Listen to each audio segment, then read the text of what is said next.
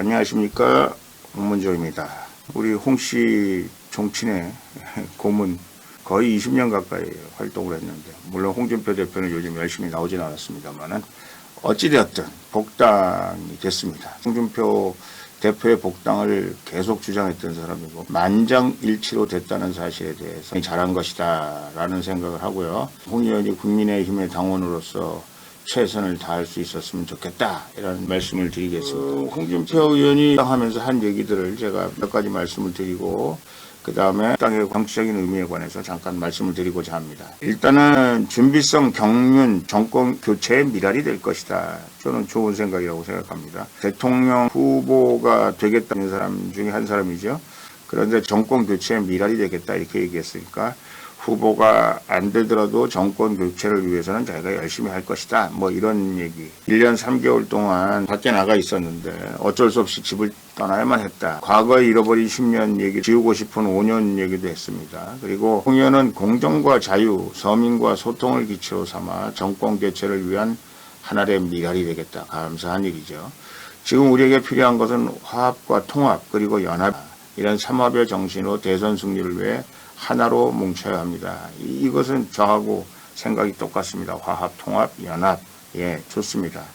그리고 헌정사와 정당사 초유의 젊은 리더십과 수신제가의 도덕성과 준비된 경륜을 가진 대선 후보 선출로 정권 교체를 반드시 이루어냅시다. 이렇게 얘기를 했어요. 우선 본인을 입당시켜준 이준석 당대표에 대해서 초유의 젊은 리더십이라면서 한껏 시켜 세웠습니다.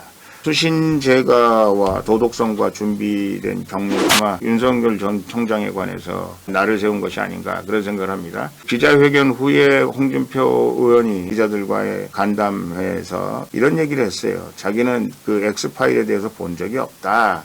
그리고 별로 관심도 없다. 이렇게 얘기하면서 뭐라고 토를 달았냐면 법의 상징이었던 검찰총장이 20개가 넘는 엑스파일이 있다는 것 사실 자체가 문제가 아니냐. 그리고 이것은 어떤 형식으로든지 이 X파일에 관해서 대답이 되어져야 된다. 이런 얘기도 했고요. 또 이 당이 대통령 후보를 선출하는 데 있어서 어떤 특정 후보에 대해서 편을 들고 감싸는 것은 불공정 경선이 될 것이다. 이렇게 얘기했습니다. 그러면서 홍준표 의원은 얘기하기를 당이 불공정 경선을 조장해서는 안 되고 그러기 위해서는 서로 후보들 간에 서로 검증이 있어야 될 거 아니냐. 그 검증하는 데 있어서는 당은 중립적인 역할을 해야 된다. 그리고 당이 경선해서 후보가 된 다음에 그 다음에 후보를 보호하고 후보에게 당이 정성을 기울이는 것이지 경선 과정에 있어서 당이 알아야 될 건 알아야 되고 검증할 건 검증해야 된다 하면서 윤석열 총장에 대한 이러저러한 얘기들을 말했습니다. 우리가 또 여기서 하나 윤석열 총장에 대한 코멘트 중에 또 이런 코멘트도 했습니다. 국가를 운영하는 것 중에 검찰총장이 했던 일은 1%에 불과한 것이다. 나머지 99%는 윤석열 총장이 해보지 않은 일이다 라는 얘기죠. 그렇기 때문에 나라를 운영하기 위해서 1%를 해본 윤석열이라는 사람이 과연 경륜이 있고 결국 나라를 이끌어갈 수 있을까? 신인으로서 그 일을 할 수 있을까? 엑스파일 수신제가에 이어서 결국은 나라 경영에 대해서 신인인 윤석열 총장에 관해서 또다시 문제점들에 대해서 얘기했죠. 그 전에 홍준표 의원은 여태까지 남이 뒷조사하던 사람이 이제 와서 자기 뒷조사한다고 뭐라고 하는 거 그거는 좀 어불성설 아니냐 뭐 이런 얘기도 했어요. 하여간 윤석열은 최고의 저격수를 지금 맞이한 것이다 라는 생각이 들고요. 이 홍준표 의원의 입당 자체도 이준석과 그 주변에 있는 사람들이 사실은 이준석을 비롯해서 유승민, 김무성 이런 사람들에게 뒷문을 열어서 아무 거리낌 없이 당에 들어와서 오늘날 당을 접수하기까지 하는데 1등 공신은 홍준표라는 사람이었다는 사실을 아마 이 사람들도 홍준표가 계속 주장했기 때문에 부인하기는 어려울 것이다 라는 생각이 듭니다. 또 하나 제가 말씀드리고 싶은 것은요.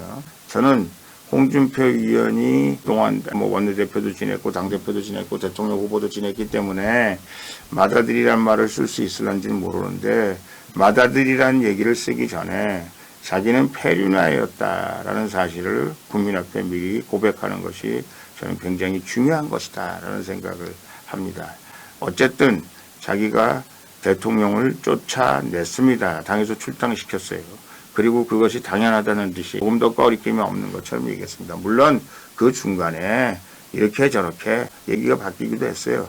또 그 전후를 통해서 마치 탄핵이 잘못된 뉘앙스로 설명을 하기도 했습니다. 그러나 결정적으로 홍준표는 이 문제에 관해서 국민 앞에 내가 왜 그랬던가 꼼수로 대충 넘어가려고 하지 말고 정면 돌파를 통해서 국민 앞에 사죄하는 것이 앞으로 무엇이 됐든 맏아들이 됐건 막내 아들이 됐건 그런 의미에서 제가 보기엔 택도 없다는 말씀을 드리는 거고요. 잘린 아들이라는 표현 아주 극찬을 한다면 돌아온 탕자 정도의 얘기를 할 수 있을런지 모르겠으나 맏아들이었는지 맏아들의 역할을 제대로 했는지 가문의 전통을 이어가기 위해서 자기가 얼마나 희생했는지 그리고 얼마나 사력 있게 행동했는지 다시 한번 복당을 지으면서 생각해 봐야 되지 않겠는가 하는 말씀을 드립니다. 감사합니다.